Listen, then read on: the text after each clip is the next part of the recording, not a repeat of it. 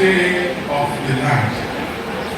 Just within 2 years of inauguration of our distinguished senator, so many significant developments have taken place, and we have been touching the lives of people in these senatorial districts and his constituency. He has never failed or wavered in his electoral promises to the people, and with great joy, the people of Yewaland are appreciating and pleasantly surprised by his uncommon human touch, uncommon political will, and dedication to bringing the constitutional gap that have existed for decades. The payback period is now, and you will read it. Amen. In the name of Jesus. Amen.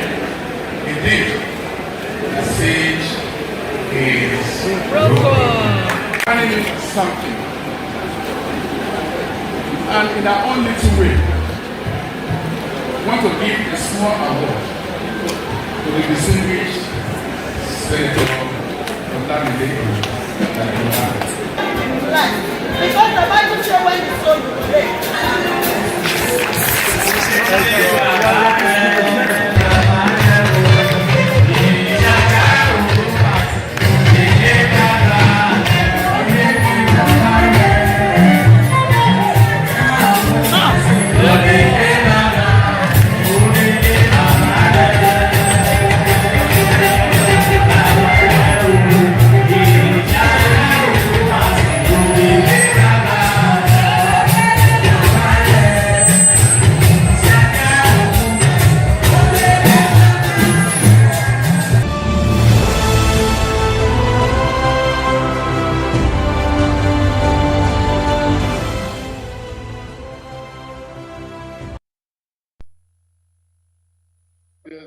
Distinguished invited guests, gentlemen of the press, distinguished ladies and gentlemen. It is a very solemn day for us, and we're excited that the President, our father, and our leader has paid a visit to console with us and to also us on a day of our very trying times. It's not a day of long speeches or much talks.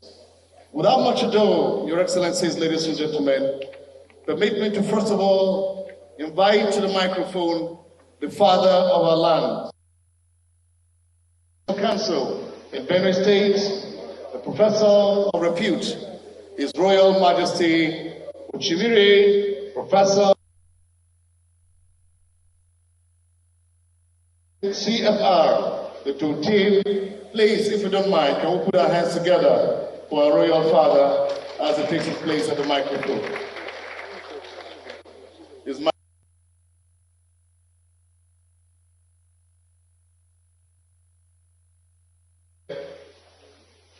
right here. Thank you, Your Royal Majesty.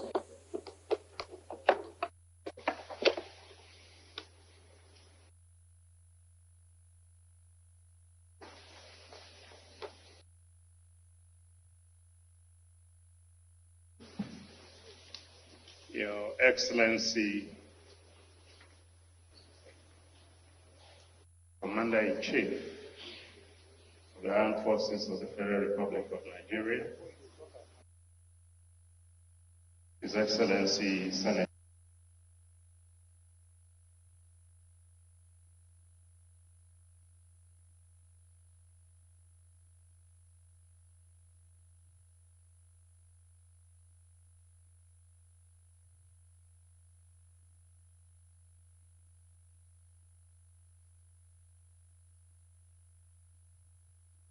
in making my remarks. Mr. President, I want, on behalf of the good people of Benue State, as a father in the land,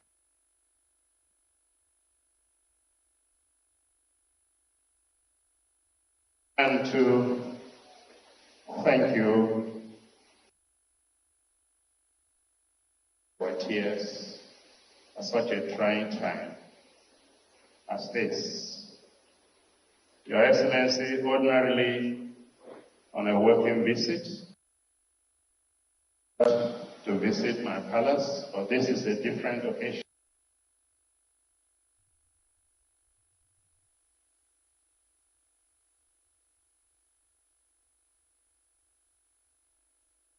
But a lot of what I would have needed to tell you,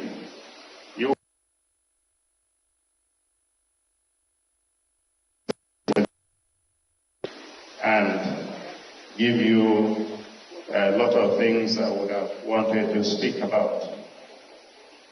But for today, I just talk on just 4 issues, and then I will be done. First, appreciation. Second,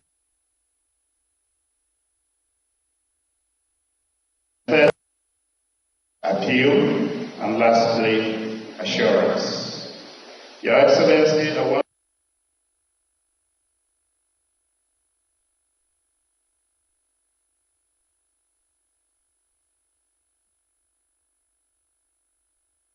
for creating time out of your very busy schedule and for rescheduling your itinerary to be here with us in Benue State, to condole with us, to sympathize with us, and to comfort us. As a father in the land, I warmly welcome you of close to 200 people in their sleep during the night in Yerwata in Guma local government. Appeal, and lastly, assurance. In our history, as a appeal, and lastly, the first sitting president that has visited us under similar challenges and taken time to even visit some of those that were affected. We want to appreciate you.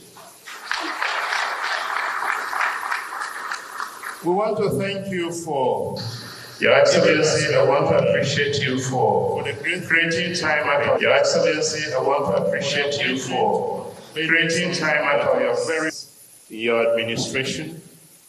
And permit me to mention the appointment of the Secretary to the Government of the Federation, His Excellency Senator Dr. George Akume, and the Honorable Minister of Water Resources and Sanitation, Engineer Professor Joseph Utse, and the many others you have appointed.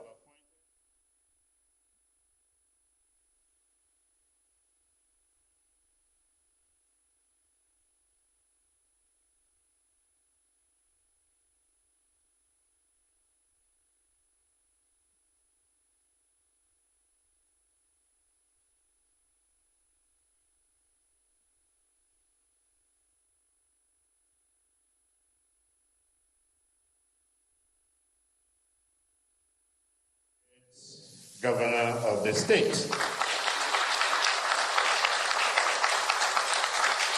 We appreciate that cordial relationship and the tag team that is changing the narrative in Benue State.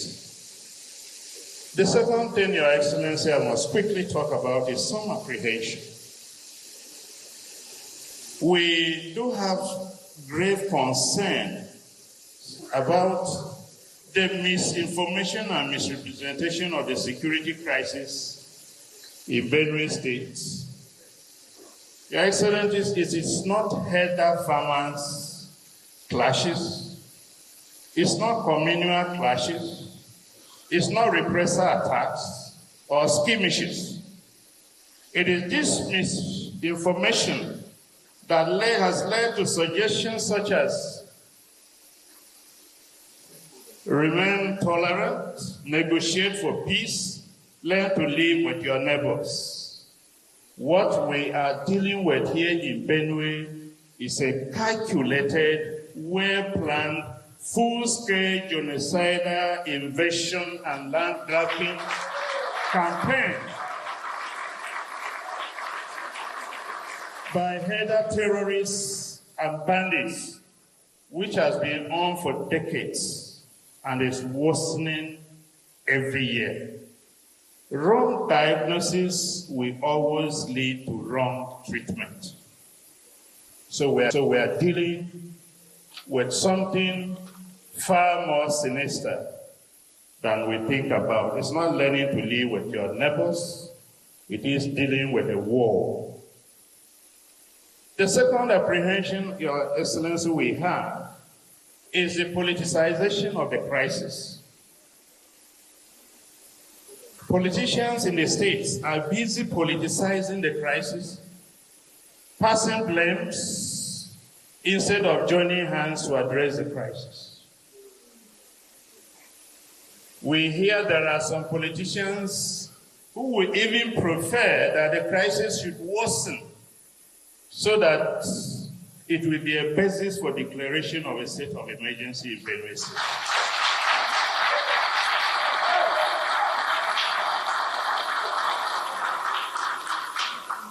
Your Excellency, this is unfortunate, and any politicians that pray for more people to die for such a project is against the wishes of the people of Benue State.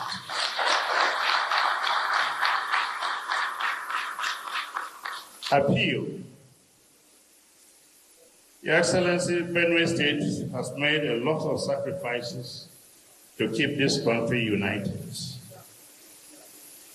Many of our people died during the Civil War. We paid the supreme price for this country to keep this country united. Why should we be treated like this?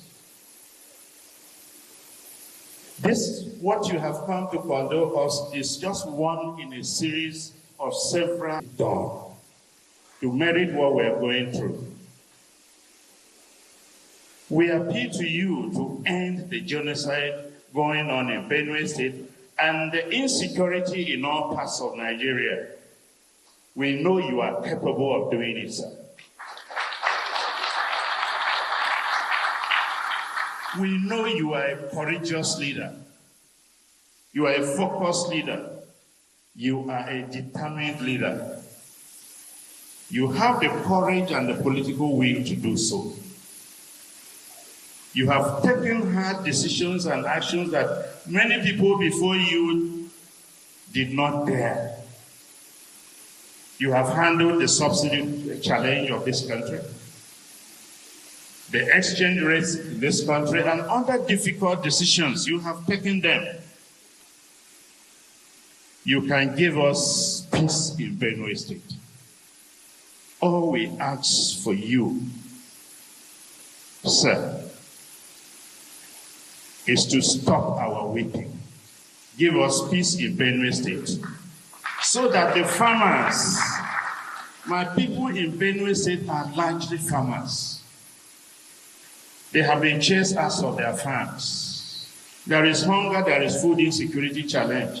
Benue is the food basket of its nation. All we ask for is give us peace so that our people will go back to their farms and continue to produce food for Nigeria. I heard a story that there was a challenge in a place in Kwara State, and you rose up and gave them peace. In Kayama, you can do that for Benue.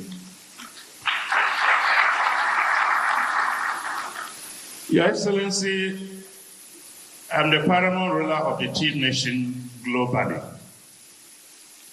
And then at the opportunity I have here, I also want to appeal to the Tea people living in Nasarawa State, many who have been dispossessed of their ancestral lands in some local government areas, Kiana, Obi, Awe, etc. The land has been taken over from them, and they don't have any land again. And some people are even saying they are not indigents, they are settlers. These are people who have been in Nasarawa State before the 18th century. They cannot be settlers.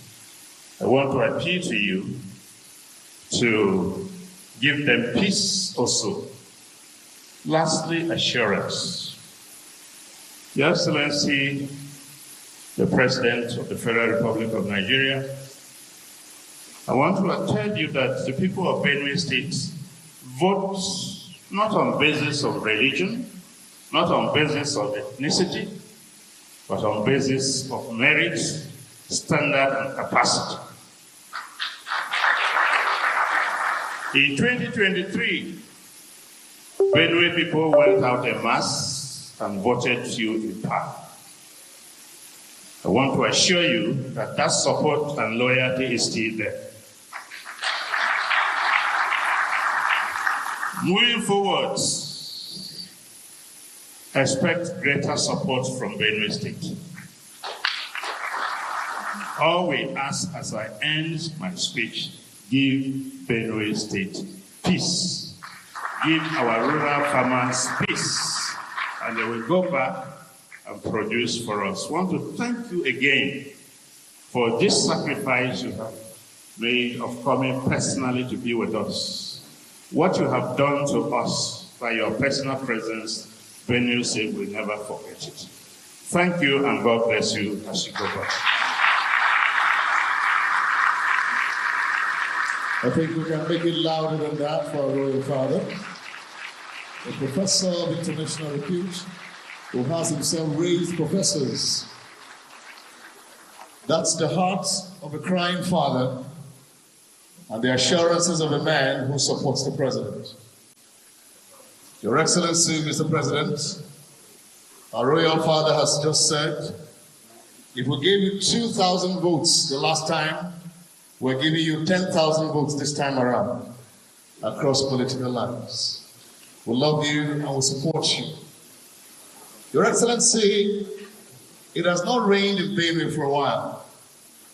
But when the gods of the land heard that you were coming, there was rain in the morning until afternoon to calm the weather. That's to tell you how excited Benue people are to receive you in the midst of what we're going through. We'd like to welcome you again to Benue State. I'd like to bring to the podium, Your Excellency, a man who is turning around the fortunes of Benue. The man who is laying down his life to make sure that everything concerning the life of the Benue citizen comes out from the roots of underdevelopment to where we ought to be.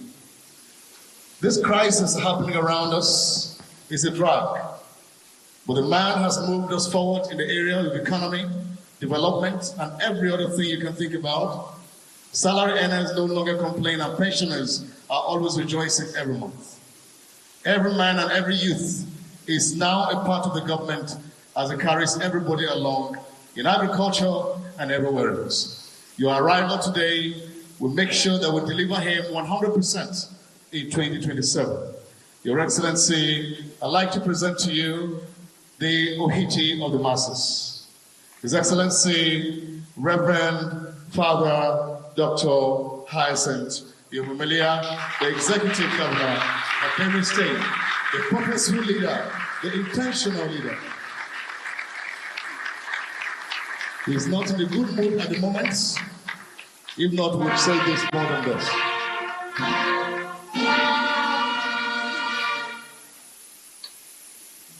Your Excellency, the President of the Federal Republic of Nigeria, Bola Ahmed Tinubu, GCFR. Your Excellency,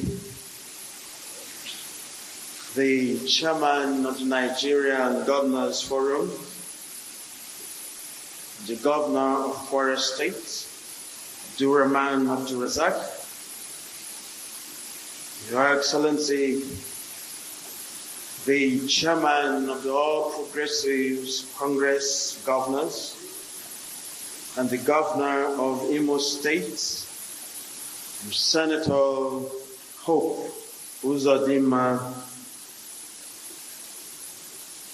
the Governor of Nasarawa State, Alhaji Abdullahi Sule, the Governor of Plateau State, Barrister Caleb Manasseh Woodford, the Governor of Taraba State, Dr. Abu Kefas, the Governor of Kogi State, Ahmed Usman Ododo, former governors here present, the national chairman of our great party, the APC, Haji Umar Ganduje, Secretary to the Government of the Federation, Senator Dr. George Akume, National Security Advisor, Malam Nuhu Ribadu, members of the Federal Executive Council here present, and all service chiefs, the Speaker of the Benue State House of Assembly, Right Honorable Aonduna Dajo, and members of the state legislative arm of the government, my Lord, spiritual and temporal, the state chairman of the APC, Honorable Chief Dr. Benjamin Omale, and members of his team, His Royal Majesty Professor James Uzua OTC Ayate, CFR, the Chief, the Chairman of the Benue State Traditional Council, His Royal Majesty John Elaigo Adobo Bagaji, CON, the Ochidoma, top government functionaries, Royal Highnesses, captains of industries, distinguished invited guests, distinguished sons and daughters of the land, gentlemen of the press, distinguished ladies and gentlemen. I give glory to God Almighty for His love, for His kindness and benevolence upon our lives, and for making this day very possible. And I pray for the peaceful repose of the souls of those who have died in the work of the security challenges on our dear state. My inestimable depth of gratitude goes to His Excellency and the President and Commander-in-Chief of the Armed Forces, the Federal Republic of Nigeria, Asiwaju Bola Ahmed Tinubu, GCFR, for his love and concern for the Benue people, and eminently demonstrated by his prompt visit to the state in the wake of the attack on Yeluwata community in Guma local government area of the state on the 13th day of June 2023. 2025. The President's decision to cancel other engagements of state concern to personally pay us a visit in an unquestionable demonstration of true leadership it is. We commend the efforts of all security agencies and formation in Benue State. We sincerely wish to solicit that these efforts be improved and more drastic security measures be taken to confront these challenges better. The attacks on the peace-loving and good people of Benue State have persisted for well over decades. By this, we have cause to feel is a calculated attempt targeted at annihilating us and taking over our ancestral homes.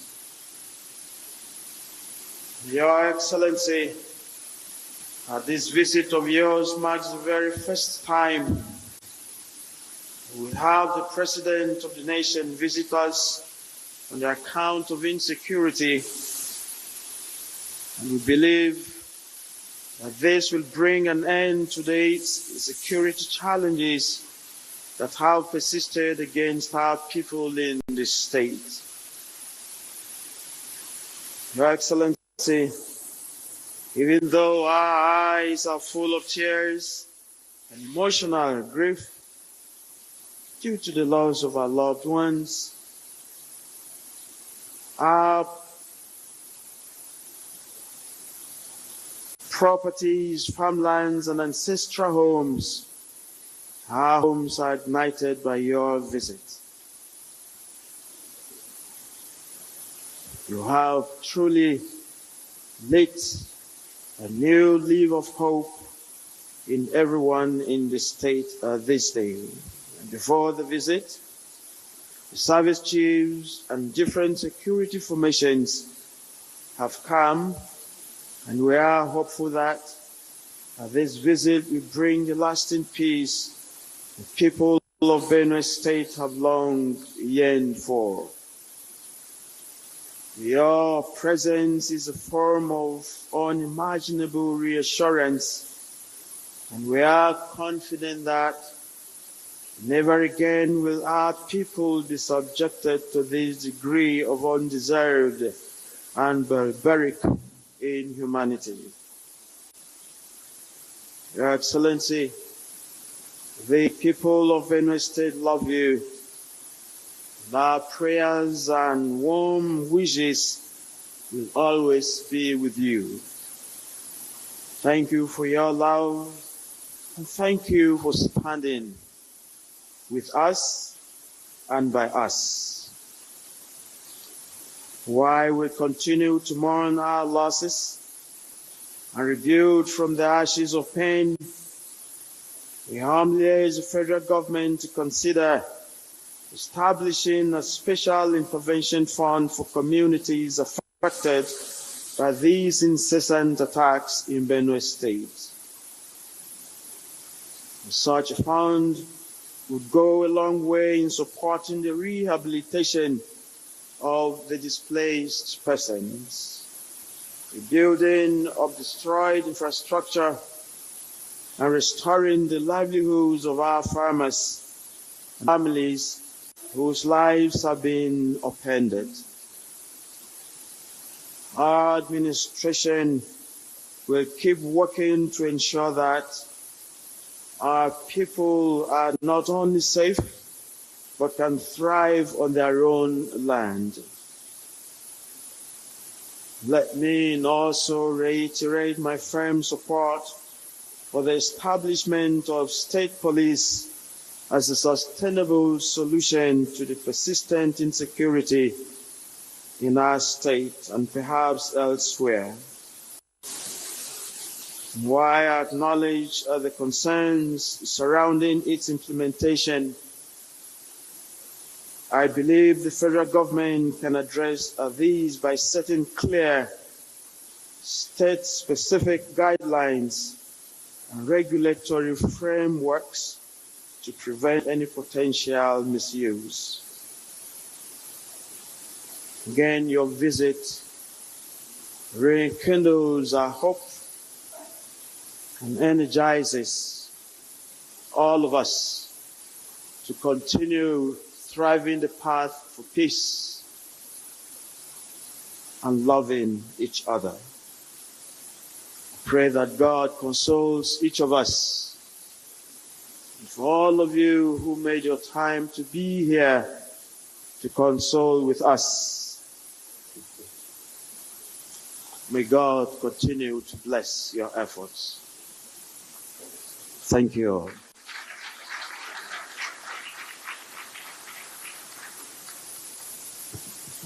Thank you very much, Your Excellency, our Governor, the leader and lover of the people. Thank you so very much. Your Excellencies, distinguished ladies and gentlemen,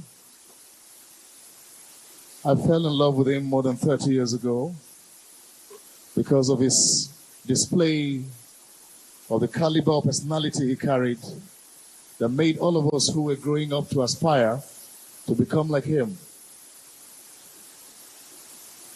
Today, I am honored to introduce him to you and to bring him to the microphone.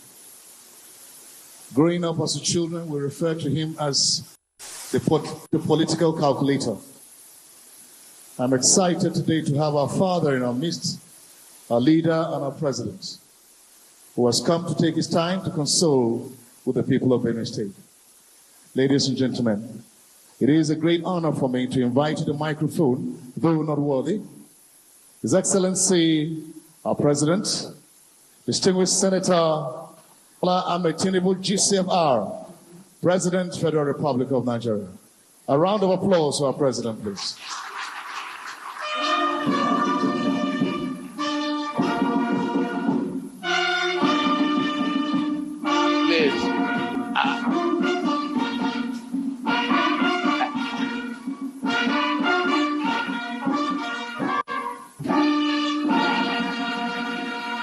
Thank you very much for this moment.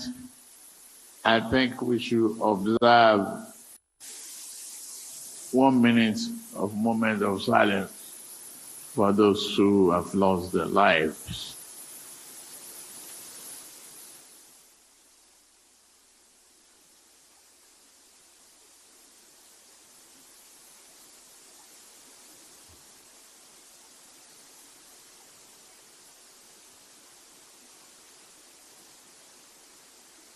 May their soul rest in peace. May God bring peace and joy to the people of Benue and the community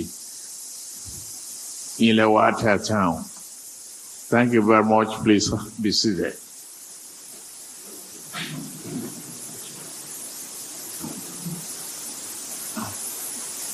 Thank you, the chairman of the Governor's War Room and its progressive counterpart.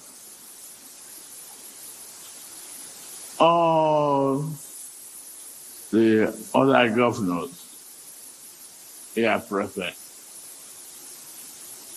I want to really sincerely thank all of you for the sense of solidarity, commitment, and great values that you have given today.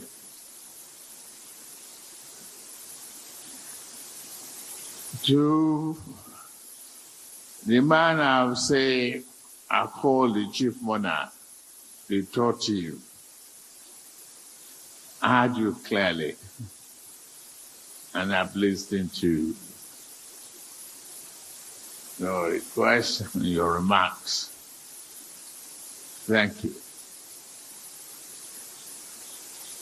To the men and women of the armed forces, the security forces, the police, thank you for the good job you have been doing and what you are still doing to keep our citizens safe and our country more respected. I know you've sacrificed so many lives, watched some of your comments, so many nights, and stay in the bush, sacrifice your time. I salute all of you. I say thank you very much. The Deputy Governor of Benue State, the Secretary to the Government of the Federation, and former Governor of Benue State, my friend George Akume.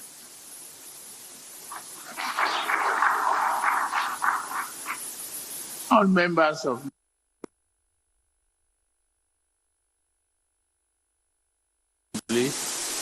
especially the chairman of the Senate Committee on Defense and Intelligence,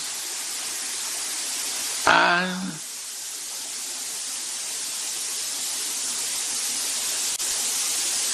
chairman of our party, even though it's not for a political environment, but as an elder statesman and a peace-loving man, I'm glad you are here.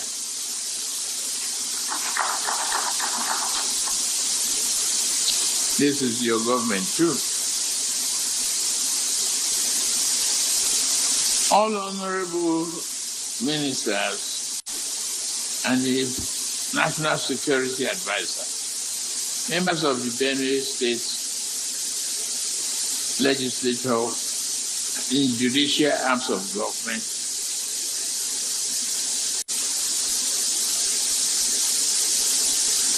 all other senior government officials, party faithfuls, and all stakeholders in Benue State. Please accept our condolences, ladies and gentlemen of the press. We're here not just to show our face, but to share in your griefs and condole you and ourselves for the loss of lives that are of cold.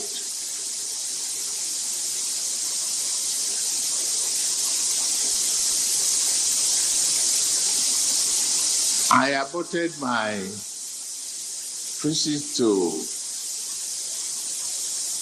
Yelewa town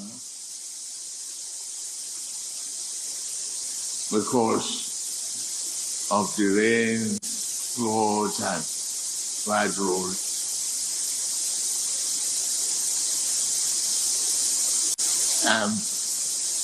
Particularly seeing the ruins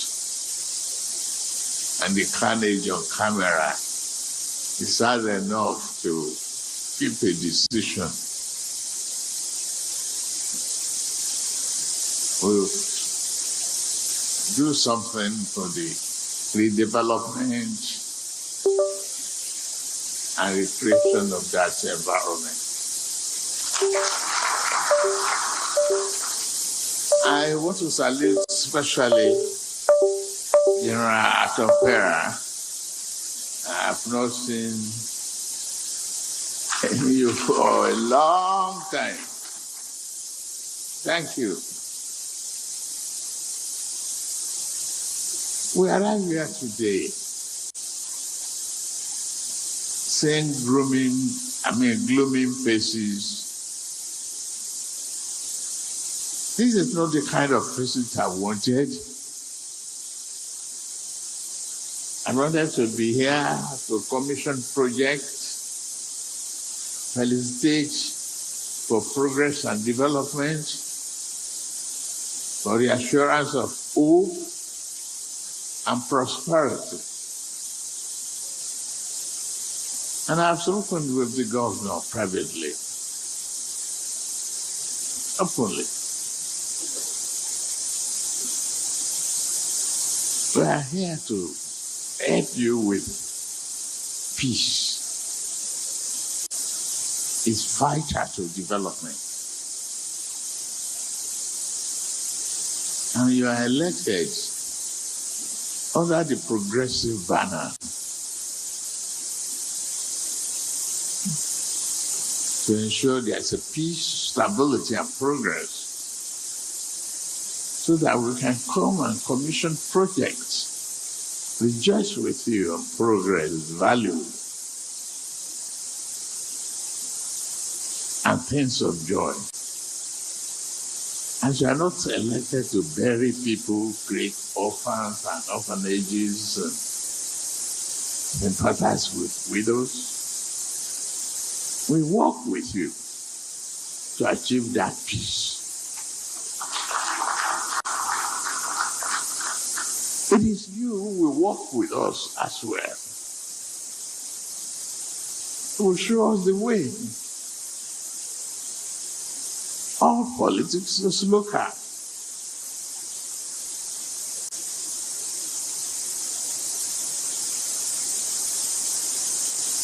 And you are here to point, to work with everybody, work with the peace. Not everybody will like you in politics. They hate me like hell too.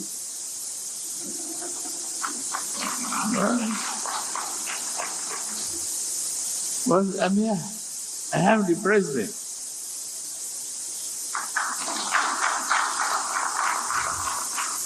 Another democratic regime.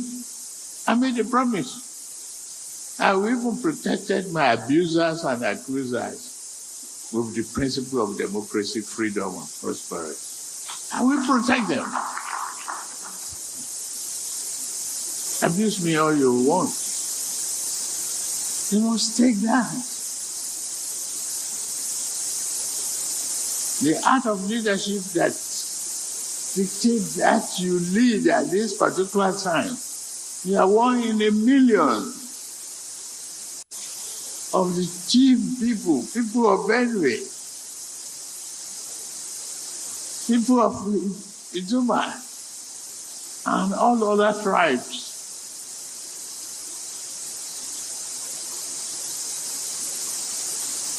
So walk around night and day as you do the official job. Move around the corners of your enemy. I've faced these same challenges before in Lagos.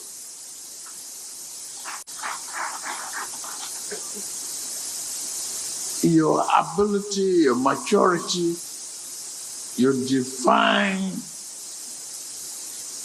mandate is to work hard as you pray, because you are a father to all. You don't have nucleus family of your own. You are the father to all of us, including myself, right?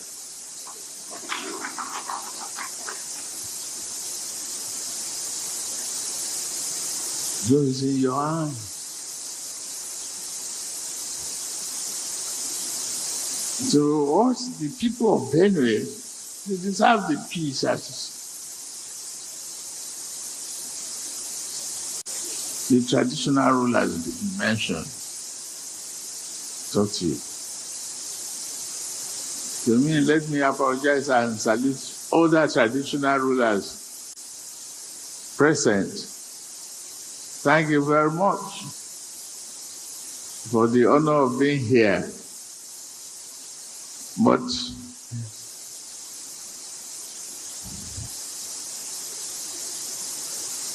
it would have been a better day to clink glasses and rejoice in progress. I've seen the people hospitalized.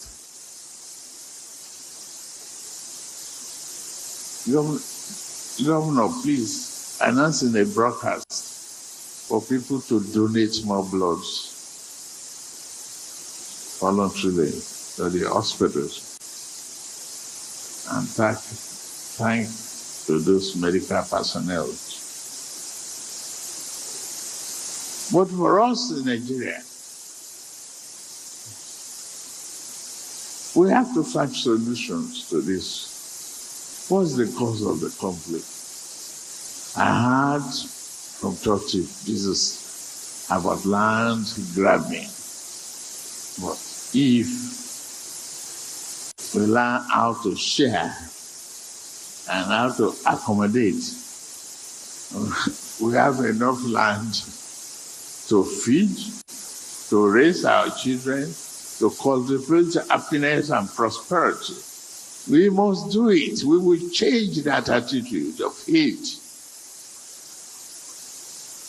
We can.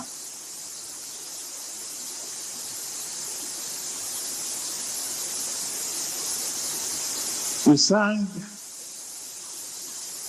through the national anthem. We said, though tribes and tongues may differ, in brotherhood we stand. It must reflect in everything we do, in our character.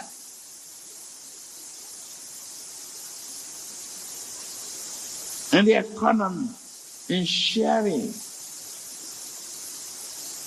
in developing our people.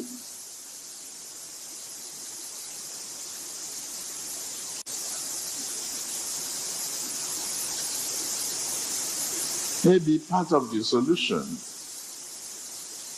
NSA, as you are here, is to equally find a channel, a radio station, for Benue, work with them, so that we keep talking to each other about tolerance, the capacity to build our family as one single family.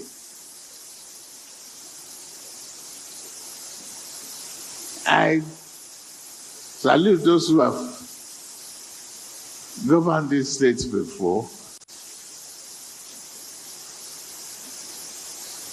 and particularly my friend, George Akume. We didn't have to come.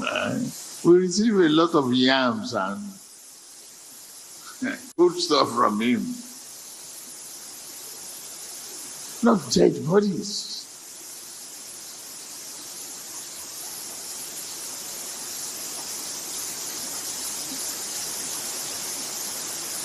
Let us please find a way to form a committee of elders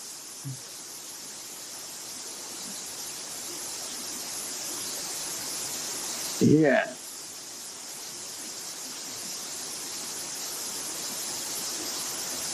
That committee to comprise those who had governed this state before,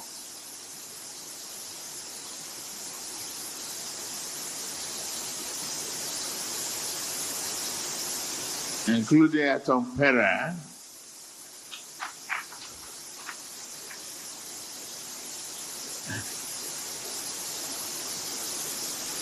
to be the committee to really find a permanent accommodation.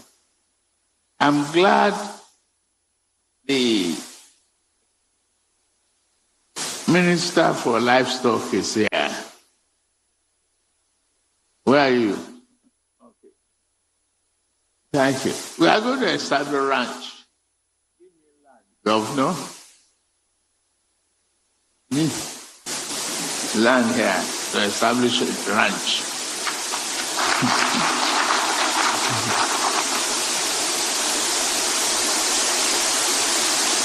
I will share the profit after you retire.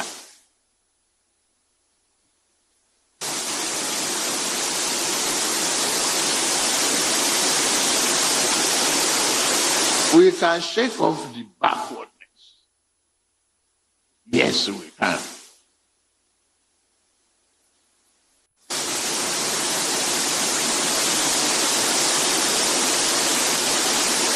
What's key to this? Let us look at our national anthem again. A key item in it is that we want to hand over to the next generation, our children yet unborn, a banner without stain. We must work towards that. And I'm ready to work with you on that. Peace.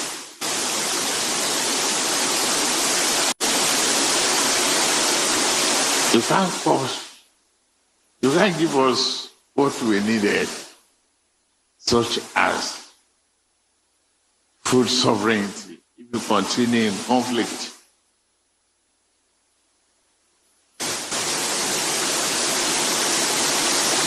I've said it again and again. We are members, as Nigerians, We are members of the same family, living in the same house, but sleeping in different rooms.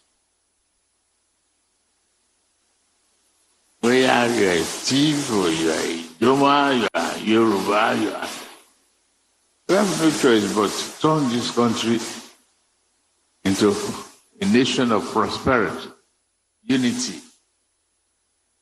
Fight our enemies together, not fight each other now.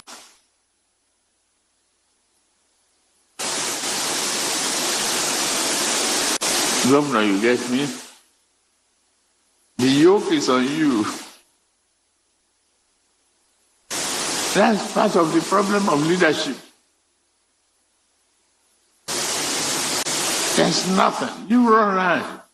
Take your lantern or torchlight when there's no electricity. Move around to see those leaders. Join them. Ask them questions. To join you and find solutions.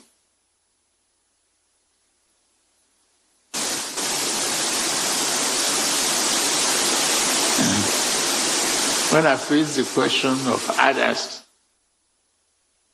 and butchers in Lagos, I solved the problem and I created economy out of it.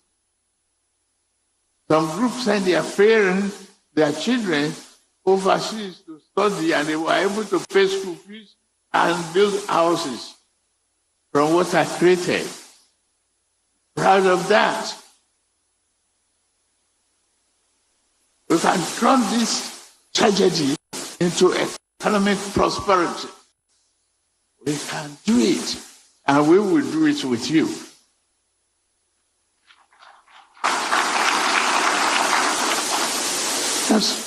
That's very serious understanding. Tolerance level.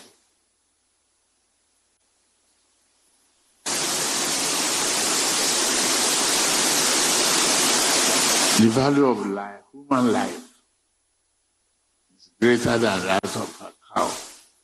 And it's only when you open the door for conflict that political enemy will come in.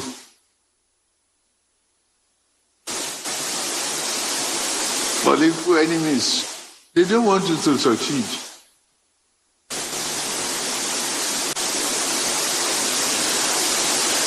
Have you just realizing that? Governor.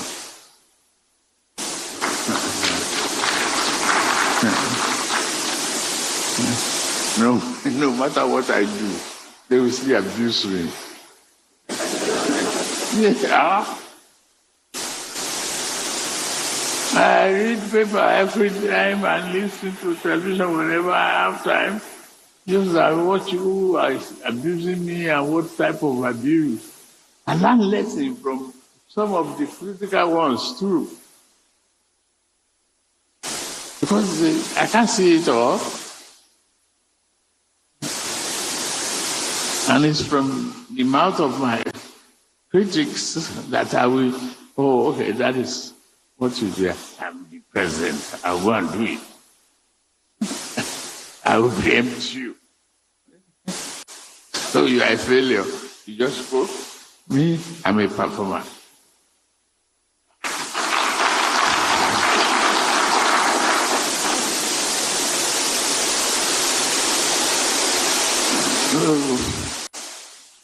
That's the way it is, Governor. So the people, anyway, I just want to appeal to you. It's a very critical time. The governor needs your help. Help encourage him, embrace the peace. Let's set up that committee and let's get a committee of non-indigenous. Incorporate, and governor of Nasarawa is here too, and governor of Benue is here. Let's create that synergy for peace, development, and prosperity We are here to govern, not to bury. We are here to raise families, not to lose them.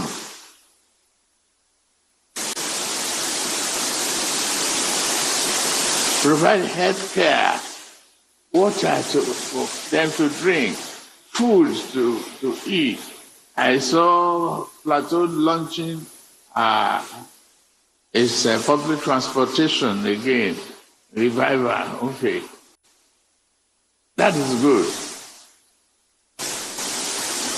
At least you are not borrowing money to pay salary now. You are able to create a good thing to happen. Governors, thank you. Let's do it.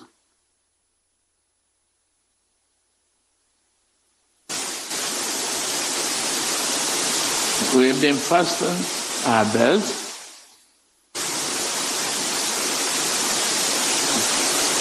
To give development to our country. You as leaders.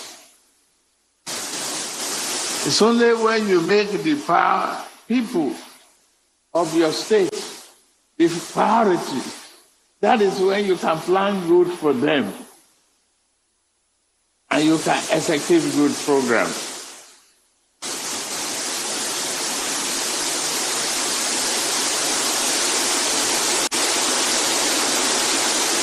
I'm glad you are here today to show solidarity. From Kwara to Imo land, hope. Thank you.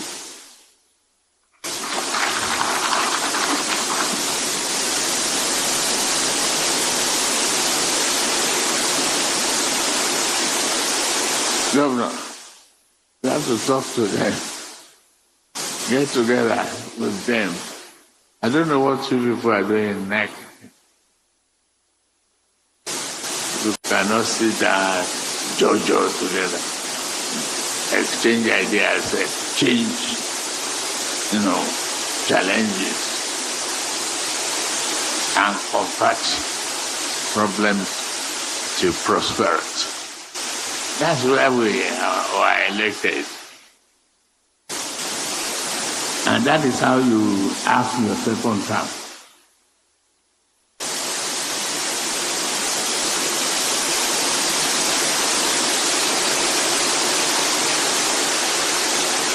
You get me? Please get together with the governors too. And move around. Your torchlights in your hand.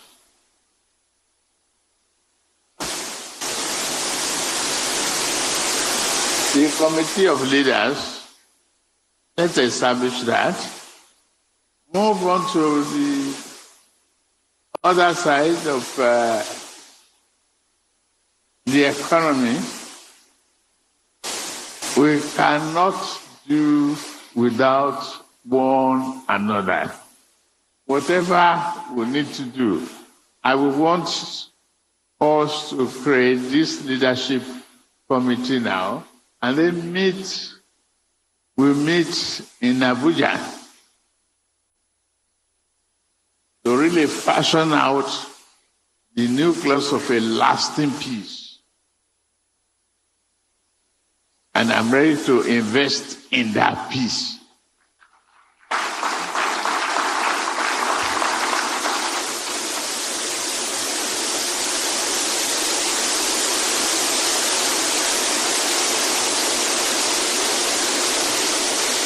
And among the traditional rulers, Totif and Ochidoma and others, to be included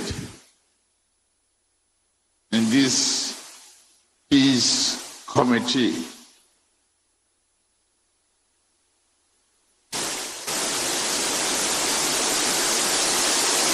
I think by now you'll be bored of hearing my voice. I give you the assurance that we will find peace. We will convert this tragedy to prosperity. Again and again.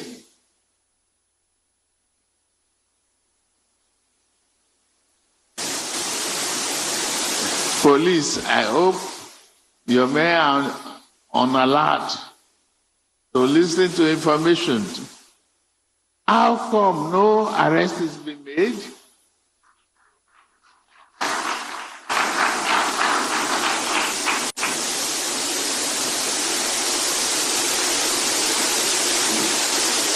I expect there should be arrests of those criminals.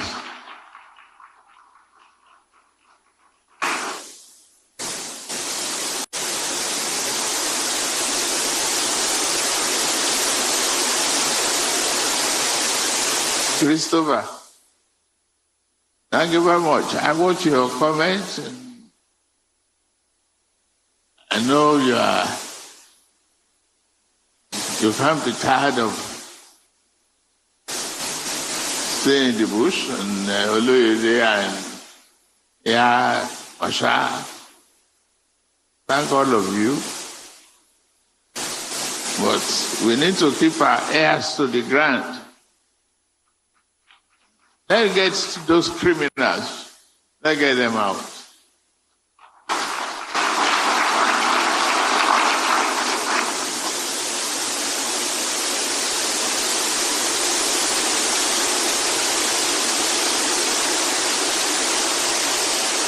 So DGNIA and DGSSS, through your information channels, and let's have tangible intelligence that this will not occur again. Thank you very much. Thank you.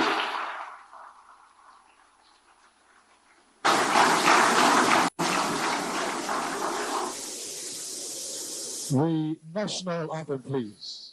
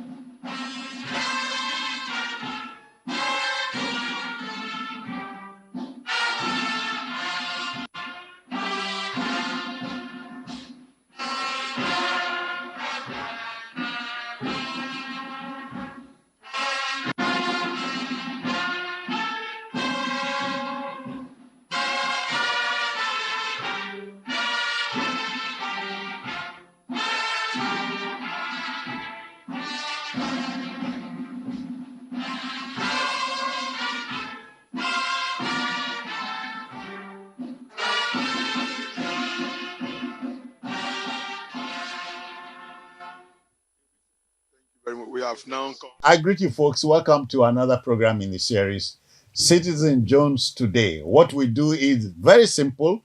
We interrogate issues that get thrown up by my country, your country, just so you know.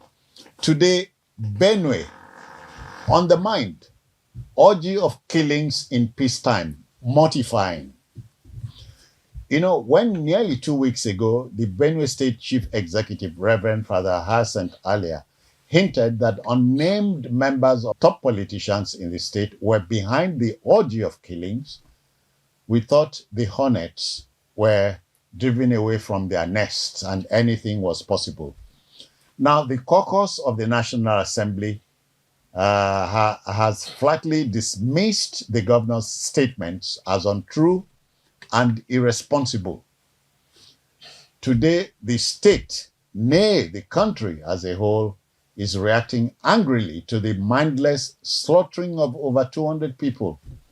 The Catholic pontiff Leo XIV has weighed in on the ugly situation. In addition, the secretary to the government of the Federation, himself a Benue son, proud Benue son, has dared the governor to name those involved. Plus, rights groups are asking for a state of emergency to be declared in the state. The bystander wants to know that the orgy of killings in the Middle Belt is as old as the region itself, and any attempts to resolve the impasse must be both military and economic. So let's have a conversation, please. My conversationalist is the ever-dependable Nelson Ekujimi. Nelson, I greet you one more time. Welcome. I greet you, Citizen Jones, and good day, viewers. Yeah, Nelson, the Benue story, the orgy of killing, mindless killings in Benue State is as old, as I said, as the region itself. Yes. It's been a long time coming. Yes, Citizen Jones.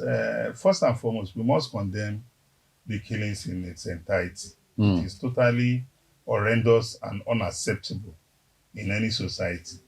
Even the killing of one soul. Oh, yeah.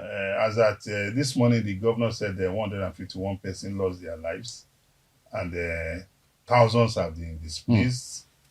But in the midst of all this, we cannot run away from the fact that if you look at the cat and mouse relationship that has existed between the governor and political office holders from the state at the national level, it is one that leaves a sour taste in the mouth. The governor has been at loggerheads even with his SGF from, God knows when. More or less, the governor and the other side are buck passing. Yes. So while we keep that aside, but it is important for us to recognize that if you have such acrimony between leaders of the state, whether you are in Abuja or you are in London, so long as you are a son or daughter of Benue and you have held leadership position or you are holding a leadership position, you are a leader in Benue. So the peace, progress, and the prosperity of the people of Benue State ought to be your priority. Be that as it may, the killings in Benue, like you have rightly said, has been with us for decades. We witnessed it under former President Obasanjo, under Yaradua, under Jonathan, even we had it during the military era. So, looking at these recurring killings in Benue, one is horrified that we seem to be scratching, the surface without looking underneath to find out what is the genesis of this problem. Because the problem certainly has a genesis. Absolutely. And there are people who know. Who ought to. I spoke earlier with a colleague, radio colleague. He's in Plateau. Plateau, also has a share in this rubbish. Yes. He said the killers will come from outside and that most of them are not Nigerians. Well, citizen, you remember, I appreciate the role the media has played in this crisis. Yeah. The media has deviated from its tradition of, ethnic profiling. Okay. Now the media is saying suspected headsmen, which is a good, because in the past, this same media will run out and profile a whole ethnic a group of I'm very careful about the Benue issue because it's as old as the region itself, like you said. And like you have rightly said, some people are in the know. Oh, they know. I remember there was this killing. There was a killing in was it Benue or Plateau? Okay. That was really the I think it was in 2000 and I think it should be 2021. Okay. Or must have forgotten. Yes, I'm forgotten.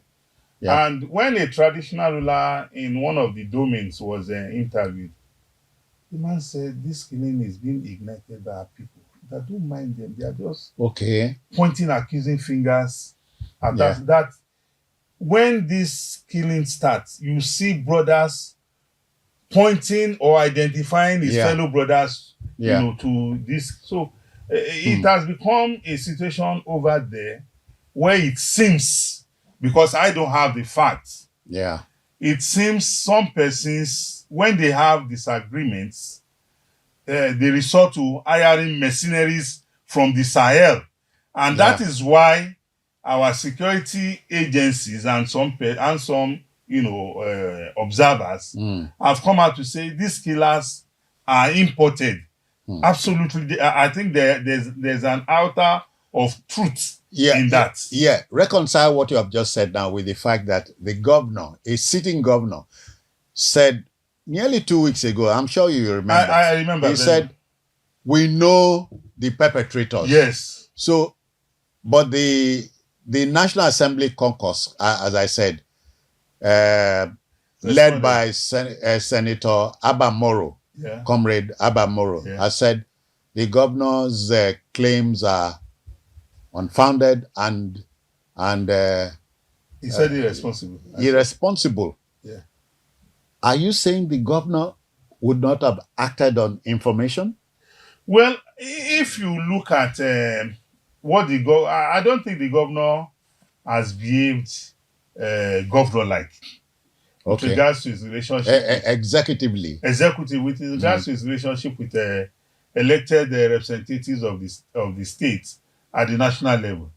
Because I don't know what could be the source of acrimony between you and people who have a same mandate to protect life and property of your people. Yeah. So when the governor made that allegation, you remember even the SDF had to tell him, mention the names. Name them. Mention the names. Let us know.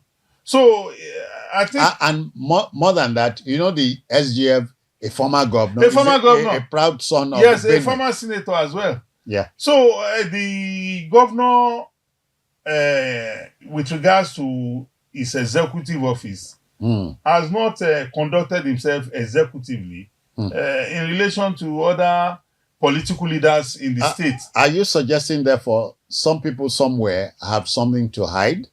No. Or so it seems? No, what I'm suggesting here is that when a governor who is supposed to play a fatherly role over a people decides to make some his enemies, then you can be rest assured that some information, some interventions that will make for good governance of the state, they could also become political with it and allow it to fester. So otherwise, at this point, there's no need to be politically correct. Because it's about human lives. Because if the killers, these same killers that we have mentioned, I'm sure when they came into that environment, they didn't look at who is a Christian, who is a Muslim, who is a non-conformist. It was about go and destroy. So that is why we must condemn any attempt to politicize the security of life and property, because it could be anybody. The Catholic Pontiff, as I said, has weighed in. I hear the Catholic Pontiff, the Pope, was in Nigeria for a while. Yes, he was. So he understands. He understands. Yes. So I think it builds on the political actors, religious, traditional, as well as the local leaders in Benue to put their heads together and let us find a lasting solution, because this killing has become a trauma. It has become a blot on our psyche as a people. Nelson, please, when you remember that the middle belt is said to be the breadbasket of the country. I have passed through Benue. I've been to Jos, Plateau State. The region is rich in food. In fact, the weather of the region is also clement. Temperate. Yes. For some. In fact, at a point in time, Plateau State was described as the Europe of Nigeria. Yeah. So But today, the news that comes out from Benue or Plateau is one that saddens. Depressing. It is depressing.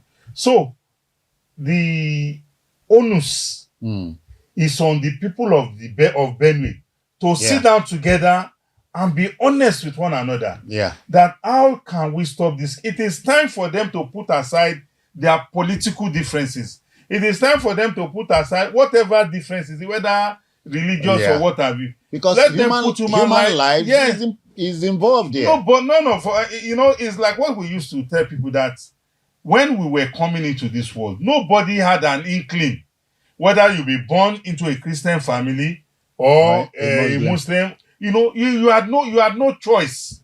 So if it's about human life, we should put all these sentiments aside, because on the day of, I want to go biblical. On the day of judgment, I'm not sure. Nobody will ask you. What was your religion?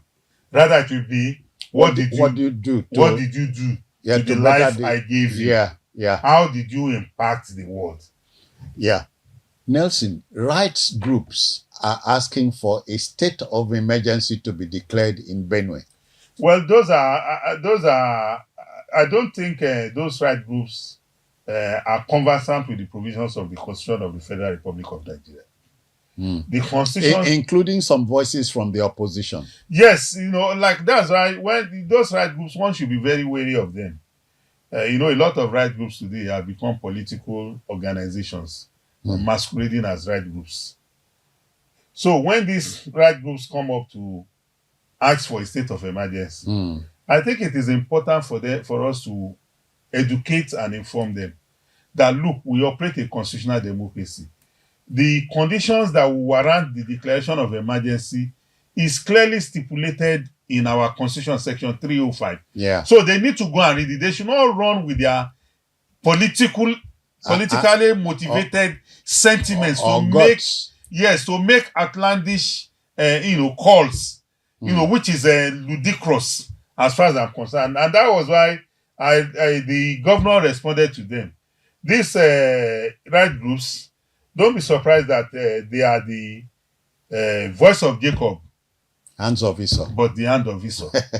So one should not be surprised. But in the midst of all that, it is important for us to recognize that we just have to find a way to stop this wanton waste of human life. Yeah. In the Benue.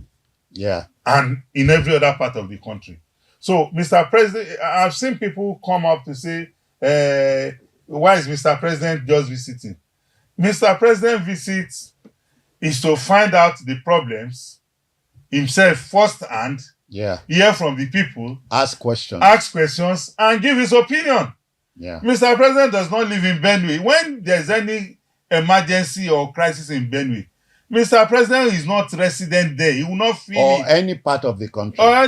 So you need to ensure that the people themselves must work to ensure that there is peace in the land. Yeah. And that is the essence of this meet. And that was why you recollect that before now, we had one not too long ago in a Plateau State, where the governor himself had to convoke a town hall meeting, and the governor was, telling the whole world that he's even going to tell the people in the rural areas that, come, what is the cause of this recurring loss of wastage of human life? Oh, yeah. So the same thing should happen to Benue. So when people say Mr. President Mr. President has deployed troops, yes, that is what a father will do, because Mr. President has a mandate over the 774 local governments in Nigeria and the 36 states. But most importantly, the only thing Mr. President can do is to deploy troops.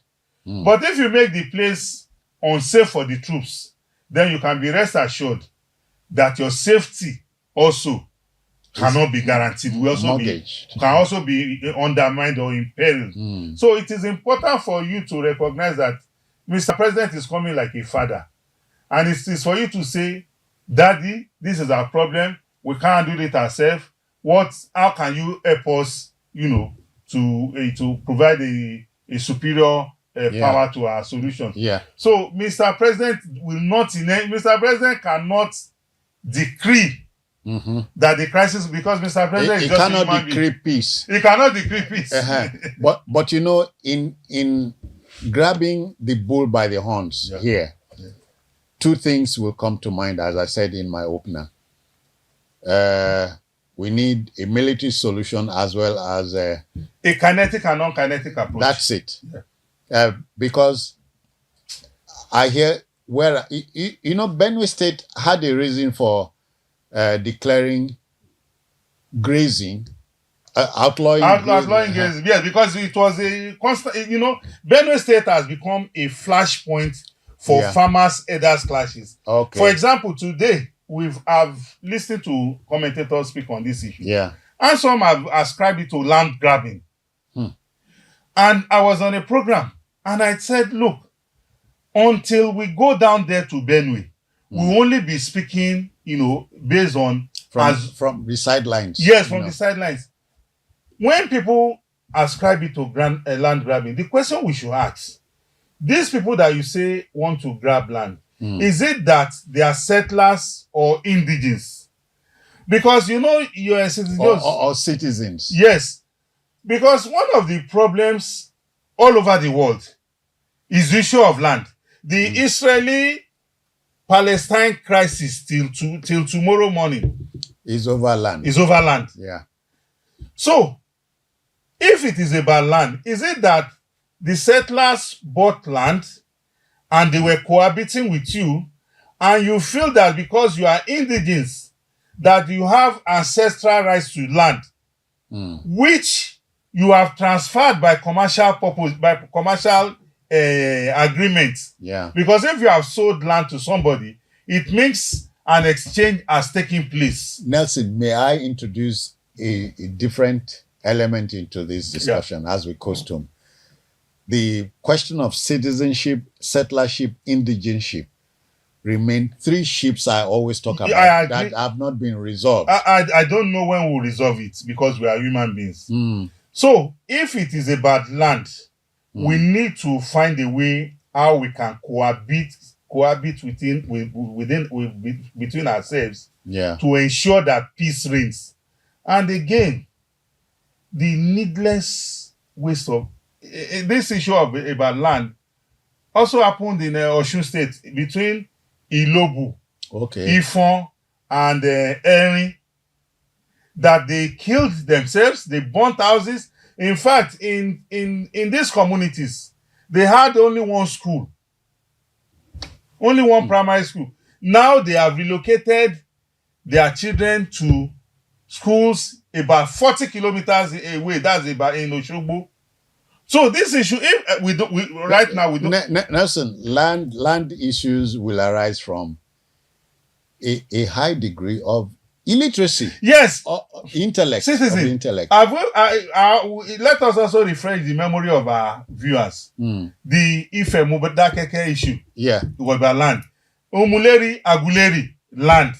Zango Kataf in Kaduna, land. Hi. So you can go on and on and on and on and on about. In fact, as we speak, communities, even right now, communities are still at war over, land matters. And many boundary disputes, they are raging. Yes, they are raging. They are still raging. So the issue in Benue, we want to believe that Mr. President's visit will also, shed more light on the genesis, because it is a recurring decimal that no society must allow to continue. Yeah. But let's add to it that Mr. President has ordered that suspected perpetrators must be yes, because the danger is that some persons have taken it as a culture. Whenever they are aggrieved, they are ready, because of the crisis in the Sahel, they are ready armed militias. Yeah. Waiting to be who are soldiers of fortune. Soldiers of fortune. All their own means of their own occupation is to go and fight war. Kill for a fee. Kill for a fee. So we need to send a clear message. And to those marauders, the Inspector General of Police as well as the Chief of Defense Staff, based on the directive of Mr. President, are vowed to fish them out. And we are holding them, to their words, that those perpetrators and their sponsors must be fished out, to answer for the crime. But at this stage, don't you feel the urge to ask Mr. Governor of Benue, Reverend Father Hyacinth Alia, to name names if he is sure? There's no two ways about this, Citizen Jones. If the governor of Benue State is sure that he has the information about those who are, I'm sure Mr. President visit will also avail him that opportunity. Oh yeah. And we expect him to come public with it. But most importantly, the governor of Benue State must recognize that at this point in time, this could be the catalyst for a turnaround in his relationship with other elected public officers from the state. Nelson, what's happening in Benue is a metaphor for what's going on around the country. Absolutely. If insiders' fingers are named in the no, there's no way you can run. If you look at our local parables or our way of life, there's no way you can run away from the fact that these killings in Benue, there is the hand of insiders in it. And that is why even, when we were going through the paper review earlier, the CDS was talking about saboteurs. Saboteurs does not exist outside. Saboteurs are internal fifth columnists that are within. Like we say in our Yoruba language, the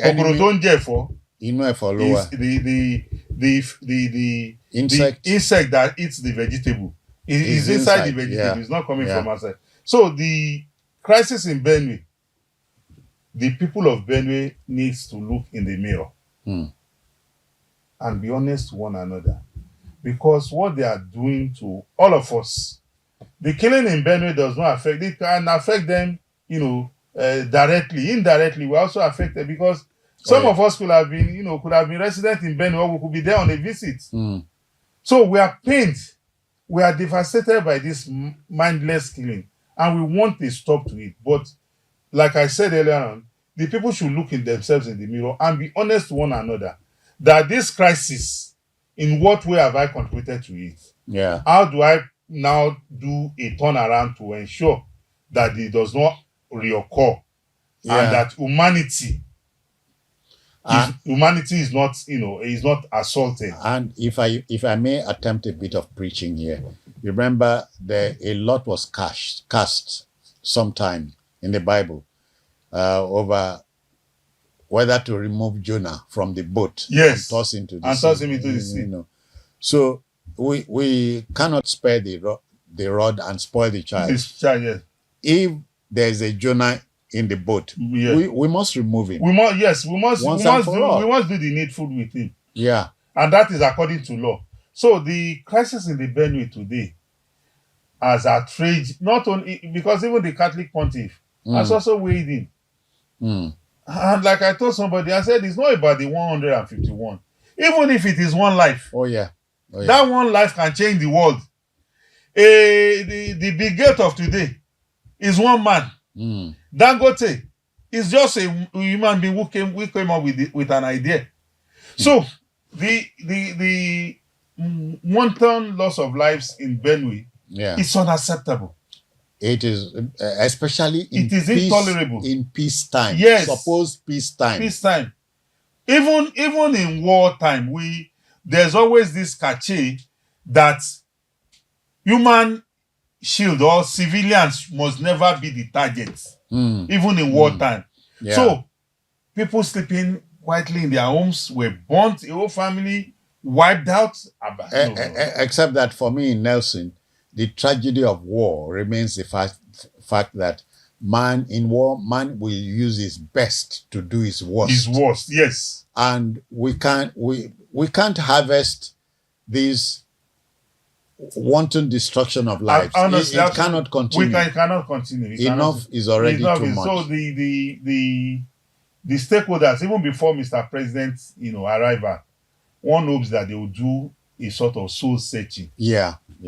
We just have to, because year in, year out, we see a recording. No. We cannot allow this to continue. Okay, Nelson, we will drop the anchor here, but not before telling the viewer that, like you are doing, Benue is on our mind, especially in this supposed peace time.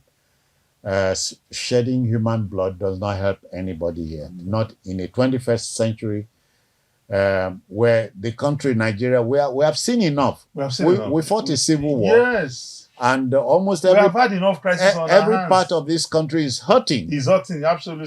So no particular part would say we are more sinned against than sinning. We are immune. So, enough is enough. Nelson, I want to thank you for your intervention. Thank you, Sister. Yes. And we're out of here on behalf of the backroom boys, the cameraman, and the producer. I want to thank you for watching. Until the next time, bye-bye now.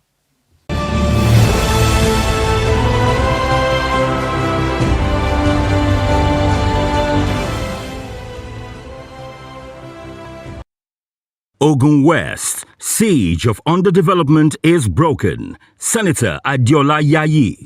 Senator Solomon Adiola, APC, Ogun West, the chairman of Senate Committee on Appropriations, has stated that the siege of underdevelopment and marginalization that had been the lots of the people of Yewa Wuri in Ogun West Senatorial District since the creation of Ogun State is over, with his representation and the renewed hope agenda of President Bola Ahmed Tinubu.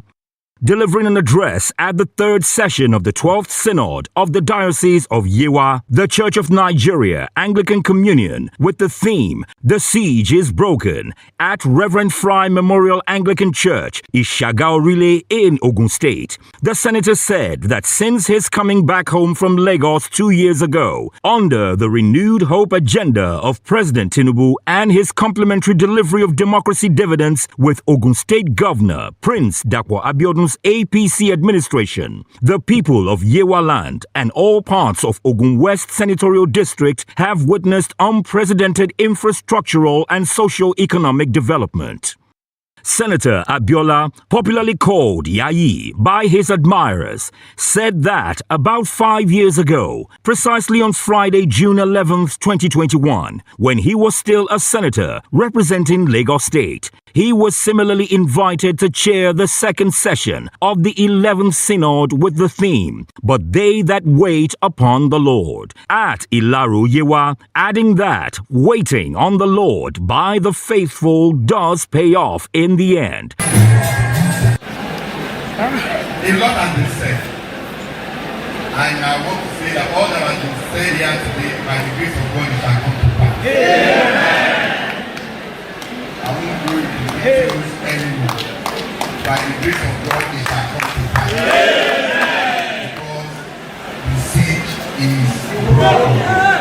The people of Yewa land and Ogun West, since he became their senator 2 years ago, adding that everyone can attest to the tremendous development that the senatorial district and elsewhere has witnessed in the areas of infrastructural development, particularly construction of roads, school buildings, healthcare centers, ICT centers, ultra-modern markets, town halls and police stations, electricity and solar lights, among others. Our mega empowerment programs for our constituents also look like spoils collected by the Israelites after God destroyed their enemies, with reference to 2 Chronicles 20:25.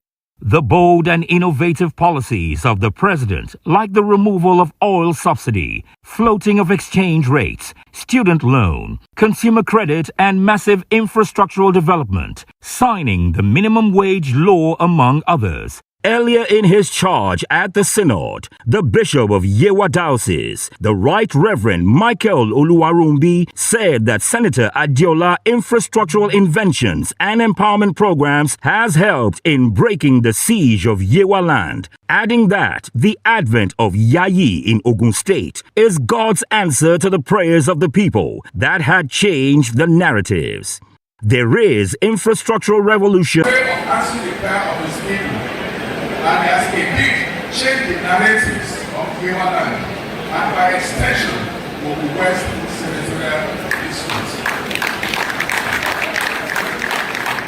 Through Yayi's massive investments, we can say that there is an infrastructural revolution in Ogun West Senatorial District and Yewa land in particular, which has been adjudged by many to be unprecedented and monumental in the history of the land. Just within 2 years of inauguration of our distinguished senator, so many significant developments are taking place, and we have been touching the lives of people in these senatorial districts and his constituency. He has never failed or wavered in his electoral promises to the people, and with great joy, the people of Yewa land are appreciating and pleasantly surprised by his uncommon human touch, uncommon political will, and dedication to bringing the infrastructural gap that have existed for decades. The payback period is now, and you will read it. Amen. In the name of Jesus. Amen. Indeed, the siege is Broken. planning something, and in our own little way, we want to give a small award to the distinguished Senator of that